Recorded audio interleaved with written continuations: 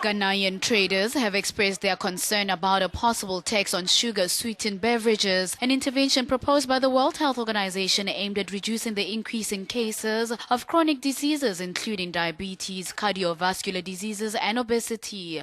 A sugar policy which could dissuade people from buying large quantities of fizzy drinks is set to go to cabinet for approval by next year in the West African country. But traders say the proposed tax will throw them out of business, recommending a reduction in sugar content instead. I don't think that tax is going to help.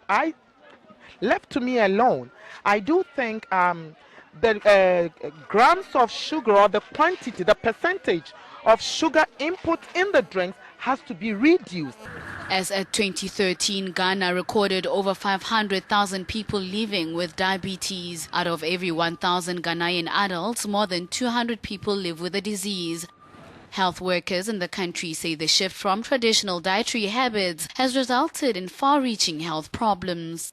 Traditionally, we take a lot of vegetables, but these foods we see that they are low in fiber, so people are not eating enough vegetables and all that.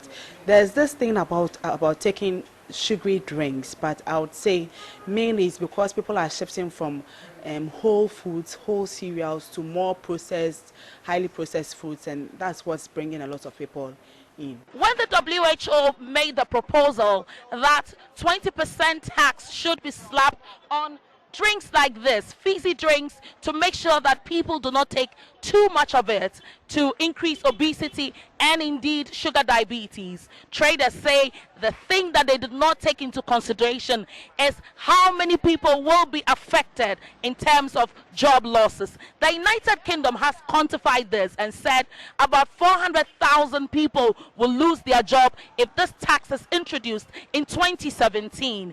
The WHO says while nutrition, education and other behavior change interventions designed to increase consumption of sugar-sweetened beverages have been effective in reducing intake at an individual level, widespread and lasting behavior change may be difficult to achieve in adults.